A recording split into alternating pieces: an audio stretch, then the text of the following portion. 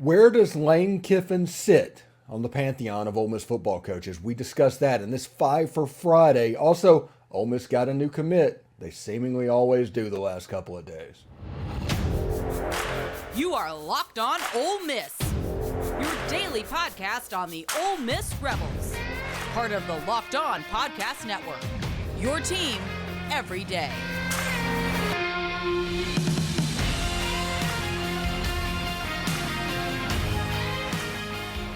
Thanks for making the Locked On Ole Miss podcast your first listen every day. We're free and available wherever you get your podcast, including YouTube. Subscribe there if you would. We're part of the Locked On Podcast Network, your team every day. More importantly, Ole Miss every day. Am I right? Anyway, hi, I'm Stephen Willis, and this is the Locked On Ole Miss podcast. Bernard Causey committed to Ole Miss yesterday. The 6-foot, 160-pound corner out of New Orleans is a little bit of a unique case and somebody we need to pay attention to moving forward. Like I said, he's a cornerback, but film on him is sparse. It is very sparse. We're going to show his sophomore highlights because that's the video that's available. But if you're looking for a rankings bump, if you're looking for recruiting services to lift you up to where you think you need to be, not having video is not the way to do it. It's the same problem Mississippi schools had for years until Huddle came around. Once Huddle came around, it kind of got a little bit better. But it is a situation to where this could be a really good player, but we don't exactly know what he looks like now. Now, Pete Golding and Lane Kiffin and all that have access to film that's more advanced than what we do. But all we can go off of is what we've seen. And we've seen high school video. Now, if you look at the Clarion Ledger, they did talk about how he committed to over Colorado and Mississippi State. I think Nebraska was on that list as well, and maybe Georgia Tech. But that is the level that he was getting offered. So serious contributor. And remember, in New Orleans, they do have the ability to put out some really stud football players. I think Warwick Dunn and Marshall Faulk was from the New Orleans school, got out, did not go to LSU, ended up going to Florida State and San Diego State respectively. And the rest is kind of history with those two backs. But New Orleans has a reputation of being a place that, A, it's difficult to get into. It's also been known to be a place that LSU could lose and have trouble with it if they messed it up. But they're always going to put out high-quality players. And the fact that Pete Golding is a Louisiana native, there's obviously inroads with these Louisiana players that he hits, and he strikes a chord with that. But it's just something that I think is kind of interesting with Bernard Causey. Now, when you look at his highlight video and everything going on with that, yeah, I do think he is an athletic player. But remember, this video is from his sophomore year. There's no junior highlights. There's probably been a little bit of development that has happened since then, but we're at a loss of that. But I did want to show you what was going on. You know, when you look at his highlights, the first thing that really stands out to him is he has an awareness of where the football is. And you can see him, you know, even though he is pressed in doing that, he gets his head around, locates the ball, and has the ability to make plays on it. Now, as a sophomore, his ball skills might not have been where you wanted it to be, but that's something that can be developed. The fact that he can track the football on short notice like that is something very interesting to put up with defensively. And you can always improve on that as well. But I think that is the strength of his sophomore video. Now, he makes tackles. Everybody makes tackles down the road. But he's 6', 160 right now. So I don't know how you could count on him being a thumper at the cornerback position. I think we would put him as a willing tackler. But he also does things like he blocks people out of bounds. Real similar to the Michael Oher story, if anybody remembers that. I think they did it on the blind side where he just blocked a guy to the fence and he's like, hey, I didn't hear no whistle or whatever. But he did that. But you see him come through and he tries. He's a willing tackler. Now, like I said, just like Travaris Banks, I'm interested to see ball skills, and I do want to see updated video, especially if senior video gets on the system for Bernard. But he is a smooth defensive back player. When you watch him run, he looks like a defensive back. And that is kind of what you want in that position. But we'll see. He's a guy that I think if you see the way he moves, he should move up on the rankings. He possibly a 4-star candidate as a sophomore. If he developed in a linear way moving towards his senior year, he would probably be in that ballpark, and the reputation of New Orleans players is something to keep an eye on. I'm excited about this kid. I'm always excited about every kid, but I'm excited about this kid and what he could bring. Like I said, defensive back is a position of need. The secondary is something that Ole Miss needs to take care of. They brought in transfers, but you still want to see them take those freshman guys and have those freshman guys make plays. So it will see.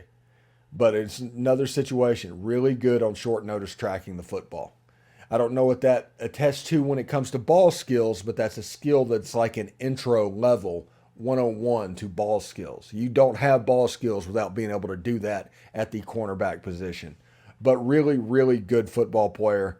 And I'm kind of looking forward to seeing what he can do once he gets to Ole Miss. Pete Golding's doing some work in New Orleans right now. Just absolutely doing some work. Anyway, when we come back, we're going to talk about the top 5 coaches in Ole Miss football history and where Lane Kiffin sits on that list. It's a 5 for Friday right here on Locked On Ole Miss Podcast. Stick around. This show is brought to you by Bird Dogs, and understand this about Bird Dogs. Bird Dogs are the most comfortable shorts you will ever put on. They are shorts with a liner, stretchy, khaki-like material. They're excellent to be worn to the theme park or the golf course or even walking around the block. Perfect for that activity. They also, in this fabric, it's like anti-stink sweat wicking fabric as well that stretches. And that's important to know. Whenever you're going to get out, especially in Central Florida or if you're in South Florida or something like that, you want to be comfortable as possible. If you're on the golf course in Mississippi, you want to be as comfortable as possible, and they can do that. Now, the key is right now, if you order at the moment, you get a free Yeti-style tumbler from Bird Dogs. That's pretty cool indeed. And Bird Dogs is really good about things like that. So this is what you need to know about them. They have a free setup going. You can get a free Yeti-style tumbler. I just showed it to you with every order. If you go to birddogs.com/lockedoncollege, make your order. Do what you need to do. I guarantee you that when you do this, you will be in my comments telling me how right I am. But that's birddogs.com, lockedoncollege, for a free Yeti-style tumbler. You will not want to take your Bird Dogs off, I promise. Thanks again for making the Locked On Ole Miss Podcast your first listen every day. We are free and available wherever you get your podcast, including YouTube. Everydayers. Next week, potential player interview. Walker Jones has scheduled. We'll see if technology gets in the way, but we're planning on him for tomorrow morning. And we'll talk about Ole Miss NIL and the war chest that they have built up for recruiting and how exactly that is being distributed. All of that we're setting up. We'll interview Walker Jones about that.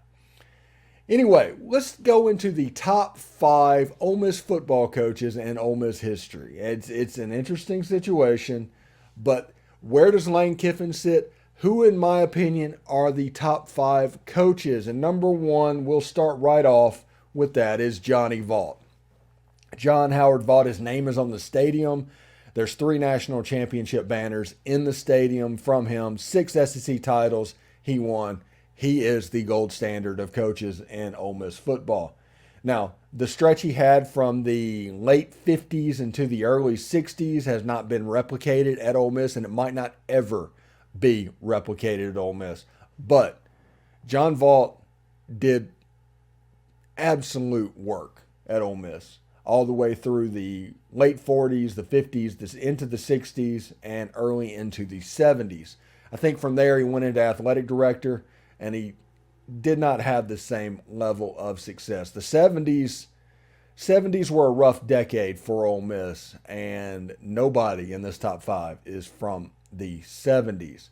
Now, number 2 is where I would put Lane Kiffin at the moment. Lane Kiffin is the second Ole Miss football coach to, I think, win 10 regular season games, or maybe he might be the only one. They lost the Sugar Bowl, but to get on this list, you have to go to a New Year's Day Bowl. And to get high on this list, you have to go to the New Year's Six. But Lane Kiffin has done that. If it wasn't for a late season problem, at one point he was tied with Johnny Vaught for wins and progression. That was a pretty cool statistic as well. Lane Kiffin is in position to have a statue at Ole Miss if this keeps going. He needs to consistently get a little bit better, but talent-wise, and since Johnny Vaught was at Ole Miss, talent-wise, Ole Miss has not been at the level they are now. You look at the quarterback room, Ole Miss has the best running back in the country. This is kind of stuff that over the last 40 years has not even been possible.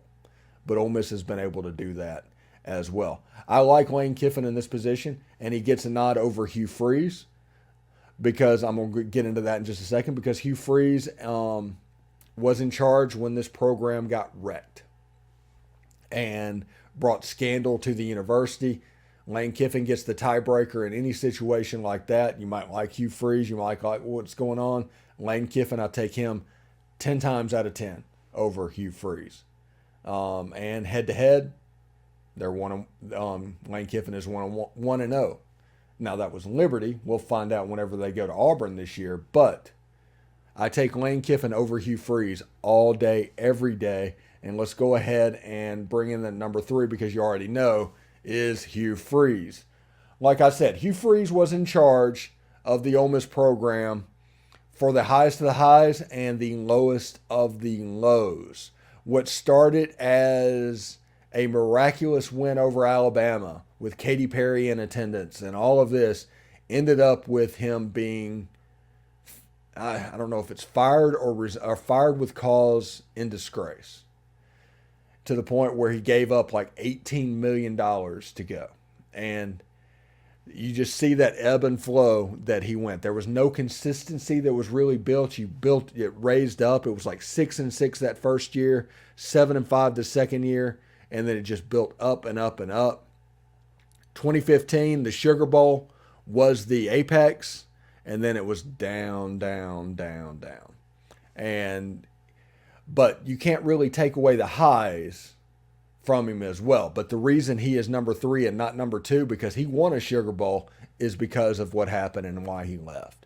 But number 3 all time is Hugh Freeze. All right. When we come back, we will talk about the next 2 positions. And there's probably going to be some debate about the next 2 positions. Should be a lot of fun. I enjoy talking about football coaches and where they sit in Ole Miss football history. But it is very, very interesting indeed when it comes to these coaches. So number 1, Johnny Vaught. Number 2, Lane Kiffin. Number 3, Hugh Freeze. That is where we're at right now. We'll finish up the list in just a second. Stick around. Thanks for making the Locked On Ole Miss podcast your first listen every day. For your second listen, check out Locked On SEC. Chris Gordy and his knowledge of SEC football does every Locked On fan well. Tomorrow on the show, Everydayers, this is just for you. Walker Jones is supposed to be on the show. If technology doesn't get us, because I will record that interview after I record this show. So just be patient there. So if technology does not get us, the plan is for Walker Jones on Saturday. All right, this is a 5 for Friday, and we're doing the top 5 football coaches in Ole Miss football history. Number 1 was Johnny Vaught. Number 2 was Lane Kiffin. Number 3 was Hugh Freeze. Who is number 4? There it is, David Cutcliffe. He went to and won a Cotton Bowl. He was the head coach that was there when Eli Manning was the quarterback, whose number has since been retired. Everybody talks about David Cutcliffe's success at Ole Miss was all due to Eli Manning. But everybody also needs to remember Eli Manning was not coming to Ole Miss unless David Cutcliffe was there. He was able to get Eli. He was able to win with Eli. And it led a resurgence of keeping the level that Tommy Tuberville built to David Cutcliffe was able to extend that. He had 1 year where he had absolute mistakes at the quarterback position. They ended up not winning games. He was not able to survive that, but one losing season, he did win a Cotton Bowl, won the SEC West as a co-champion, even though LSU had the tiebreaker, but the banner's up in the stadium, and I've seen the trophy. The SEC sent Ole Miss a trophy. So there's that. And everybody's like, well, if David Cutcliffe won the West as a co-champion and he was 7-1 and he had that magical 2003 season, how is he number 4? Well, he's number 4 because of the struggles that he had the 2 years before that, even with Eli as a quarterback, and a little bit with Romero Miller as well. If we remember this era, at the beginning of it, Ole Miss was kind of an Independence Bowl machine. They played Oklahoma, they played Nebraska, they played Texas Tech, all with David Cutcliffe under his leadership as well. Their big win that they had in the Cotton Bowl was kind of the exception and not the rule. His record and everything is good enough to be the 4th coach on this list, not necessarily good enough to be higher than that. Now, I will say this about David Cutcliffe. I will always respect David Cutcliffe because I am not where I am right now without David Cutcliffe. It was David Cutcliffe that came on my radio show when I was doing a radio show in La Maddalena, Italy. Crazy time difference in the whole 9 yards. He came on the show. When I got out of the Navy, went to Ole Miss, worked in the video department. Everything that I became was because of David Cutcliffe being nice enough to come on that show. That piqued the interest of wanting me to get involved. And because of that, I am here now. David Cutcliffe, number 4 on the list. And number 5 on the list, this is going to be some consternation, but I'm going with Billy Brewer. And the reason I'm going with that is because he was in charge of Ole Miss at a time when Ole Miss was at its lowest. When Steve Sloan left Ole Miss, many people actually was wondering, would Ole Miss ever be back? And it took a 12 or 13 year period, but Billy Brewer got Ole Miss to a Gator Bowl. Now, they got absolutely boat raced in that Gator Bowl, but he got them to the Gator Bowl. And through probation and what he did, that left a little bit of a black mark on his record, but also his growth through the 80s and into the early 90s, especially that 91 and 92 team, kind of positioned Ole Miss to where they could move forward with a Tommy Tuberville should something like NCAA problems happen. And Tommy Tuberville came in, removed that, into David Cutcliffe, and you can see they built the program steadily on an incline. It was honestly, he's not on the list, but Ed Orgeron was the first one that just decided to recruit everyone, whether or not somebody says he was an Ole Miss type player. That level and on that staff was Hugh Freeze, and Hugh Freeze took that mindset along with the actually being a better football coach and got us back to the Sugar Bowl. But none of that would have been possible without Billy Brewer and the work he did during the 80s and the early 90s. And I think the fact that it was 40 years ago, that kind of gets lost to time. Everybody has their little gripes, their little grievances. And, the Egg Bowl, whenever it first came back and started to become a thing, was Billy Brewer and Jackie Sherrill. And, Jackie Sherrill was a habitual liar and all of that stuff. The craziness that happened in that rivalry, that was Billy Brewer. And I honestly think that he belongs on this list. Now, if you disagree with any of this list, down in the comments, let me know. Who is your top 5 coaches? Rank them, order them. Put them on the list, and we will go through them as well over the course of the day. This is going to sit there during the course of the weekend, and it can kind of just marinate a little bit. But today was a pretty good show. I enjoyed the show today, and our top 5 coaches that we're going by is number 1, Johnny Vaught.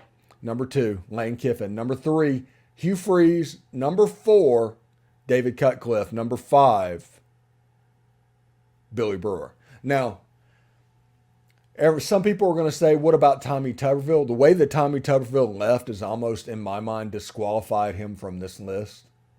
It is a good coach. He did have a mindset. He did what he could do as high as he could do it. But he was constantly somebody that was looking on getting out on the first thing smoking. He was always looking to get his way.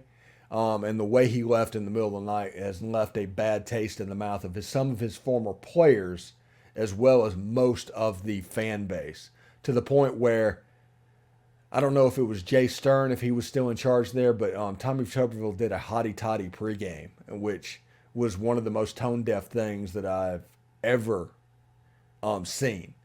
But Tommy Tuberville did that, and the admin faced a little bit of outcry over that. So Bernard Causey committed to Ole Miss out of JFK in New Orleans. Good player. I like the way he sits and what he looks like on film. Like I said, there's some development that we have not seen yet. Now, Pete Golding and Lane Kiffin has probably seen that, but just for me, it would be a little bit of a different thing. But just like Rajay Dennis, there's kids that are in New Orleans that get underrated. Just, remember what Mississippi was 20 years ago when kids were just falling through the cracks right and left. It wasn't that long ago that Chris Jones happened. Heck, that wasn't even a decade ago that Chris Jones happened, I don't think. And he just disappeared until the Under Armour All-American game. Nobody knew about him. Then after that game, he was second or third in the country. That's what recruiting at these areas can be like. So Pete Golding, he's got a nice contact system in the state of Louisiana. He's obviously using it. I'm looking forward to seeing what him and what Rajay Dennis can do at the wide receiver position. I mean, super, super fast wide receiver, Rajay Dennis. I'm really looking forward to that. But Ole Miss is doing some work in Louisiana this year. It's refreshing, but you can honestly tell those inroads are going to make it to where they become more and more of a player in that area. Now, to this point, it's mostly South Louisiana. We haven't seen the North Louisiana pop up yet, but we'll see exactly how that goes as well. So it should be a lot of fun. Anyway, thank you for making the Locked On Ole Miss podcast your first listen every day. Every day is tomorrow on the show if technology permits. I'm honestly wary about mentioning this before I actually record it. We're planning on doing Walker Jones on Saturday morning. He's recording Friday night at like 5 o'clock. So there's a lot of water that can flow under the bridge, but that is the plan. Walker Jones did agree to come on the show. I'm looking forward to that as well. I think I'm about the same age as Walker. If I'm not mistaken, it feels like there was a Georgia game in '93 that I went on a football trip whenever I was a sophomore, junior in high school, something like that. Or it might have been '92. And Walker and Peyton were at that football game. For whatever reason. Now, nobody paid attention to any visitor besides Peyton Manning and Walker. Obviously, I think he was because he's a cousin or something like that. He has a relationship with the Mannings. He was obviously in that gaggle as well. But that, I'm interested to talk to Walker about that because I think that happened. I think he was there for that game. That was the game that Cassius Ware absolutely nearly killed Eric Zier. And Abdul Jackson picked up a fumble and ran it for like 60 yards for a touchdown. That's that game. But I'm trying to remember if that is actually what happened. Anyway, that is the plan for tomorrow. I hope everybody has a good weekend. We'll keep this episode kind of short. We've got Tim Thomas coming up this weekend. We've got Derek Vandigriff talking baseball transfer portal. Tim Thomas is going to be talking basketball. We're going to have Tom Vanderford coming up tonight talking Ole Miss sports as well. The plan is to let these extra videos be the interview pieces and let me talk on the Locked On Ole Miss podcast. That's the plan. But we'll see exactly what happens with that. Anyway, till tomorrow. See you then.